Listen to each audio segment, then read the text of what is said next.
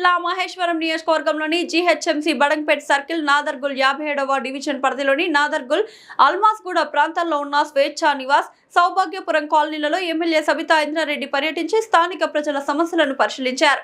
ఏడాది కాలంగా కొనసాగుతున్న డ్రైనేజ్ సమస్యను శాశ్వత పరిష్కారంగా గతంలో ప్రతిపాదించిన ఎస్ఎన్టీపీ నాలా పనులను తిరిగి ప్రారంభిస్తున్నట్లు తెలిపారు. ఇప్పటికే పనులను పరిపాలన అనుమతులు లభించాయని, టెండర్ ప్రక్రియ కొనసాగుతోందని, త్వరలోనే పనులు ప్రారంభిస్తామని తెలిపారు. ప్రస్తుతం ఉన్న డ్రైనేజీ వ్యవస్థను కూడా అప్గ్రేడ్ చేసి భవిష్యత్ అవసరాలకు అనుగుణంగా అభివృద్ధి చేస్తామని పేర్కొన్నారు.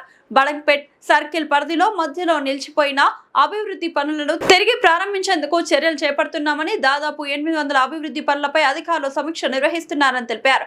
ప్రజలకు ఇబ్బందులు కలగకుండా శాశ్వత పరిష్కారాలే తమ లక్ష్యమని ఎమ్మెల్యే సబితా ఇంద్రారెడ్డి స్పష్టం చేశారు.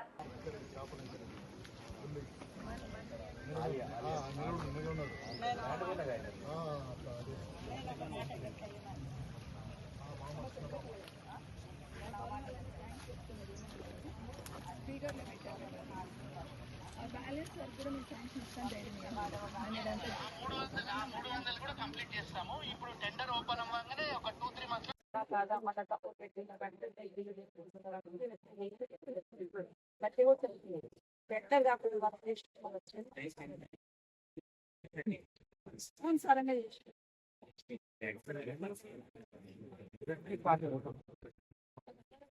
బయట చూడండి మొత్తం బయట బయట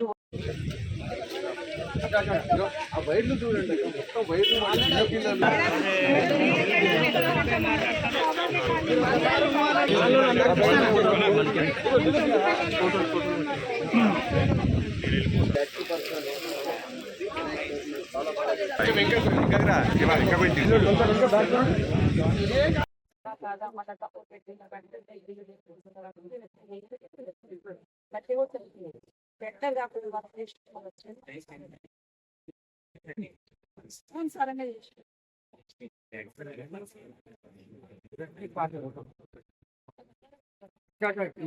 బయట చూడండి మొత్తం బయట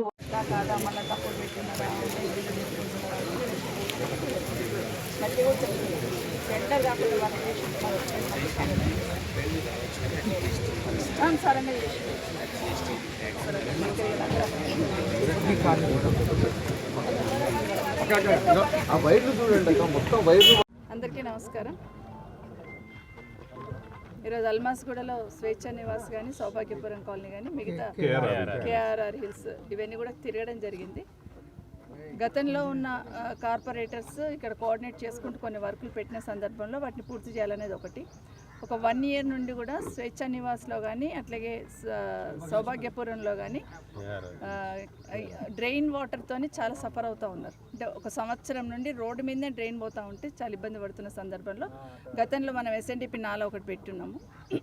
ఈ ప్రభుత్వం వచ్చిన దగ్గర దాన్ని ఆపడం వల్ల మళ్ళీ ఇబ్బంది అయ్యి దాన్ని ఒక 1 year నుండి ప్రాసెస్ చేస్తూ ఉంటే ఇప్పుడు శాంక్షన్ తీసుకోవడం జరిగింది.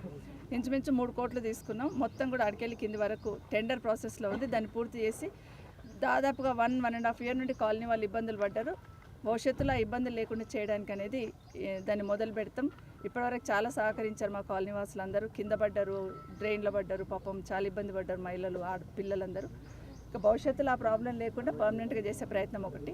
అట్లాగే సైమల్టేనియస్గా డ్రైన్ కూడా చిన్నగా ఉంది అన్నారు. డ్రైనేజ్ని కూడా అప్గ్రేడ్ చేస్తూ భవిష్యత్తుకు ఇబ్బంది లేకుండా పై నుండి అన్ని వాటర్ ఇక్కడే వస్తాయని చెప్తున్నారు కాలనీ వాసులు అందరూ. కాబట్టి డ్రైన్ కూడా ఒకసారి ఈ బాక్స్ నాలా కంప్లీట్ అయిన తర్వాత డ్రైన్ కూడా అప్గ్రేడ్ చేసి దాన్ని కూడా పూర్తి చేస్తే ఇంకా భవిష్యత్తులో ప్రాబ్లం అనేది లేకుండా ఉంటుంది కాలనీస్కి. అదొకటి. రెండవది, బడంపేట్ మున్సిపల్ కార్పొరేషన్లో గతంలో కార్పొరేషన్ ఉన్నప్పుడు కొన్ని వర్కులు తీర్మానాలు చేస్తున్నారు.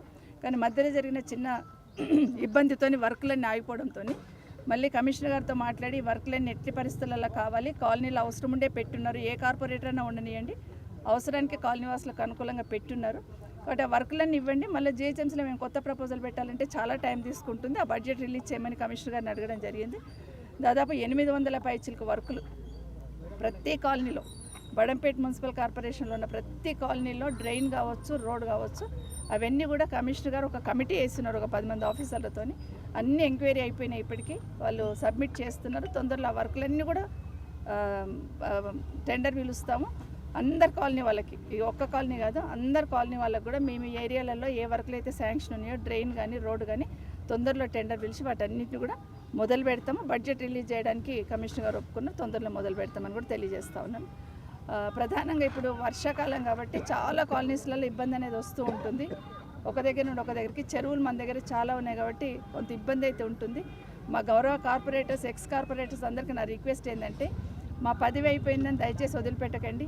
కాలనీ వాసులకు ఇబ్బంది ఉంటుంది, వాళ్ళు ఎవరికి అడగాలో తెలియని పరిస్థితులలో ఉంటారు.